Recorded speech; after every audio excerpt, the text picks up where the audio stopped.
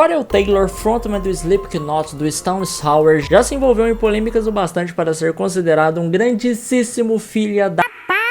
Mas no final ele sempre consegue manipular os seus fãs e rapidinho eles esquecem aquela polêmica e ele fica como bonzinho da história. Mas isso acaba hoje porque nesse vídeo você vai ver todas as filhas da putices que o Corey Taylor já fez e você nem sequer percebeu. Sem dúvidas a entrada do Corey Taylor entre 96 e 97 fez toda a diferença no Slipknot. Antes dele entrar no Slipknot, a banda era liderada por Anders Kosfin, o que traz um fato muito interessante. Atualmente a gente vem se deparando com várias demissões que já ocorreram dentro da banda e que assustaram bastante os fãs, mas isso acontece desde os primórdios da banda, antes mesmo dela se chamar Slipknot. Antes do grupo ter esse nome tão famoso que qualquer um que você pergunta, por acaso você já ouviu falar no Slipknot? Ah, é aqueles cara mascarado, né? Sim, eles mesmos. Ah, conheço sim. A banda se chamava The Pale Ones. Os membros dessa banda era Shawn na bateria, o falecido Gray no baixo, Anders Kosfin nos vocais e o Steele na guitarra. O Joey Jordison ingressou pouco depois que a banda foi formada, assumindo a bateria, e o Shawn foi para percussão, instrumento que ele está até hoje. A banda sofreu um pouquinho para chegar na sua atual formação, como por exemplo, lá no comecinho só tinha um guitarrista, mas eles acharam necessário para o primeiro som que eles queriam fazer, trazer um segundo guitarrista, que era o Josh Brenner. Logo depois disso eles mudam o nome da banda para Melds, e aí eles fazem a sua primeira apresentação na sua cidade natal, em um bar chamado The Crowbar. Depois desse show a banda começa de novo a mexer na sua formação, e dentro de toda essa mexida Joey Jordison dá uma ideia: acho que a banda deveria se chamar Slipknot, e foi aí que a história realmente começou. Depois disso eles começam a gravar as suas primeiras músicas, mas tudo me leva a crer que a banda já queria ser uma banda popular desde o começo, isso por causa de cada passo a passo que você vai ver a partir daqui. Na época o gênero musical que estava bombando era o nu metal, e eu acredito de verdade que rolou uma reunião entre os membros da banda e eles discutiram assim: precisamos fazer essa banda bombar. É verdade, realmente, o que a gente pode fazer? Tem o nu metal aí que tá estourando, acho que a gente poderia ir para esse gênero musical. Eu concordo. Eu também. Então fechou. E quando eles entram nesse processo de gravação, não é possível achar tantas informações na internet, mas consegui encontrar alguns relatos que dizem que lá nesse comecinho a banda já começou a ter as suas primeiras brigas. Isso pelo fato que alguns membros queriam colocar sample nas músicas, mas outros membros não concordavam porque esses sons que seriam inseridos na gravação não poderiam ser replicados no momento do show ao vivo. Para resolver esse problema eles pegam Craig Jones, que era o guitarrista da banda na época, e levam ele pro teclado para que ele pudesse fazer o controle desses samples ao decorrer da música. Mas a grande alteração que causou polêmica não foi essa. Devido a algumas apresentações que a banda já tinha feito, eles já tinham conseguido seus primeiros fãs, e esses fãs gostavam bastante do vocalista atual, que era o Anders. E é aí que começa a nossa treta envolvendo o Corey Taylor, porque o que eles fazem? Lembra que eu disse pra você que eu acredito que a banda desde o começo já queria ir pro mainstream? Por que eu digo isso? Quando eles foram gravar as suas próximas músicas, eles entendiam que eles precisavam de um vocalista melhor. Eles precisavam de um vocalista que conseguia fazer desde vocais limpos até o vocal mais sujo possível. E quem é que apareceu na época para entrar na banda? Corey Taylor. O Corey Taylor na época era o vocalista da Stone Sour.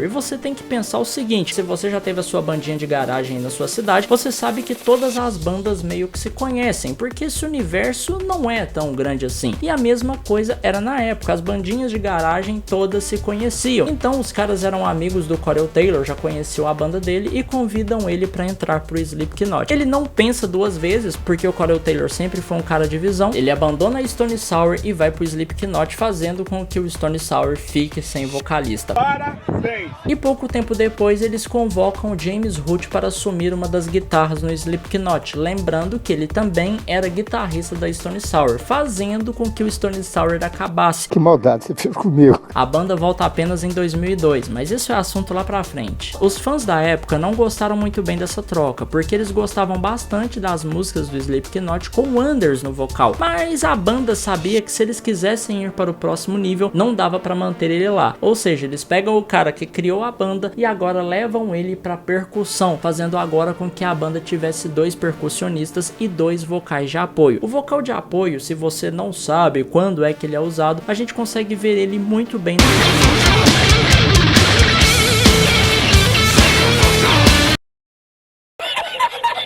Não é possível que você nunca ouviu essa música e tá assistindo esse vídeo aqui, né? Confirmando de novo que a banda queria ir o mais rápido possível pro mainstream. Mesmo com os fãs não tendo gostado dessa troca de vocal, a banda permaneceu firme e manteve o Corey Taylor. E uma curiosidade que você talvez não saiba é que o Anders pouco tempo depois é demitido. Isso mesmo, você não entendeu errado. O cara que fundou o Slipknot primeiro foi tirado do vocal e colocado na percussão, depois eles demitem ele.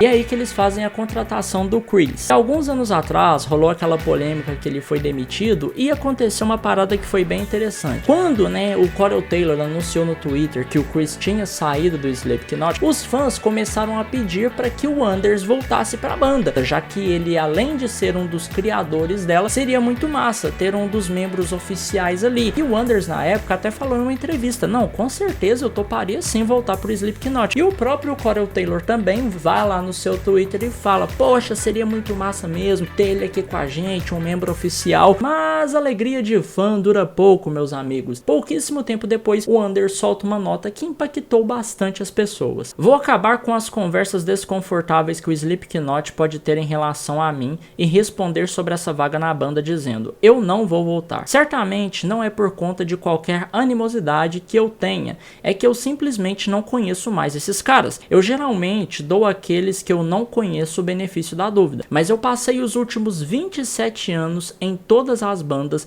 trabalhando de forma concreta para sustentar a minha família, mas ainda reservando um tempo para o meu emprego de verdade. Depois de muitos anos de bandas fracassadas, casamentos fracassados e muitas outras coisas, eu me estabeleci em uma ocupação da qual posso me aposentar. Vou precisar dos benefícios, meu corpo está uma merda. Por mais que eu tenha sonhado em voltar para algo que eu criei, calem a boca, eu sei que é uma banda diferente agora. Aí ele tá se referindo que ele não criou o Slipknot, né? Na verdade, ele criou a The Pale Ones, mas no final The Pale Ones é Slipknot. É uma piada que ele fez, mas ao mesmo tempo uma alfinetada, né? Não é mais um sonho suficiente para eu arriscar e me tornar um sem-teto após o fim da turnê. Quando eu vi essa notícia aqui, eu vou ser bem honesto pra você, eu fiquei muito feliz, porque conhecendo, o caráter da banda e o que vem acontecendo atualmente com o Slipknot, eu não duvido nada que os caras chamariam o Anders pra fazer parte de uma turnê ali, todo mundo ia ficar feliz, ia gerar um hype gigantesco e depois da turnê, parabéns Anders, você está demitido, cara. Estamos decolando de novo!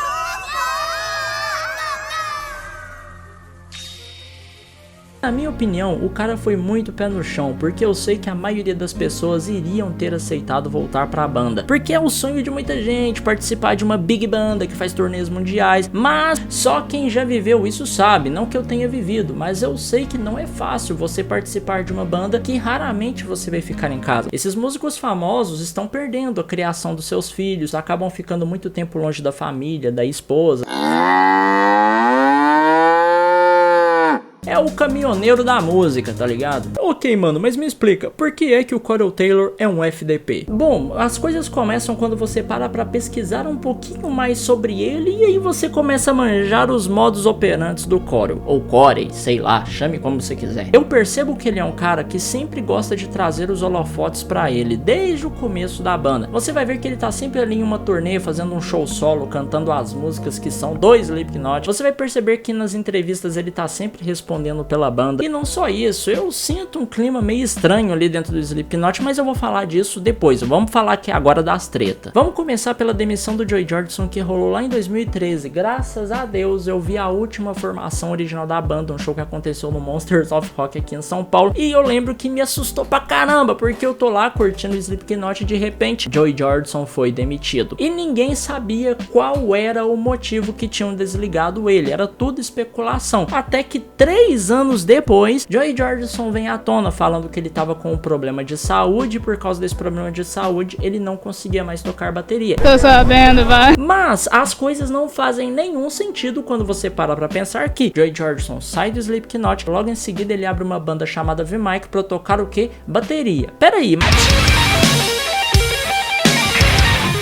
mas se você tava doente e saiu do Slipknot por não conseguir tocar bateria, por que nessa banda você vai tocar bateria? Começou a entender? Mas a demissão que me chocou e que a maioria das pessoas não ficou sabendo foi uma que rolou lá no Stone Sour. Talvez você não saiba, mas o nosso querido James Root, ou Dean Root para os mais chegados, tocava tanto no Slipknot quanto também lá no Stone Sour. E sabe o que aconteceu no mesmo momento de demissão do nosso querido falecido baterista? O Corel também demitiu o Dean Root lá do Stone Sour, mas a grande X da questão não é esse, ele demitiu o cara, mano, por telefone. O cara tocou na banda durante 11 anos e recebeu uma ligação falando o seguinte: aqui, a partir de agora você não toca na banda mais não, tá? Tá brincando comigo, pegadinho? E em entrevista, o Jim pega e fala o seguinte: cara, eu ainda não conversei com certos caras lá. Quando ele diz isso, ele tá dando a entender que ele ainda não conversou com o Corey. Mas sabe qual que é o bizarro? Depois de um tempo, o Corey veio a público e fala que demitiu o Jim Root pra que ele pudesse focar mais no Slipknot, porque na época eles estavam começando a compor o novo álbum do Slip. Agora eu entendi! Então ele demitiu o Jim para que ele pudesse focar nesse novo álbum. Mas peraí, então tá, você demite o James, mas você pode continuar na banda, sendo que era os dois que estavam escrevendo o álbum juntos? Suspeito! Na minha visão de fã, vendo o trabalho por fora, eu acredito mais que eles demitiram o Joey porque ele não concordava com os caminhos que a banda ia tomar dali pra frente. Para pra pensar, muitos fãs raiz do Slipknot dizem que a banda só presta de 2013 para trás. Pra frente, essas novas músicas não ficaram boas. Eu honestamente gosto de todas essas músicas que foram lançadas, mas eu vi não foram nenhuma nem duas pessoas dizendo que essas novas músicas são uma bosta. Então, será que o Joey não deve ter dado um chilique como um dos fundadores da banda dizendo: esse caminho que estamos indo não vai dar certo? E o Corey vira e fala: tá demitido, meu patrão. E a coisa fica ainda mais estranha com a saída do Chris. Já parou pra pensar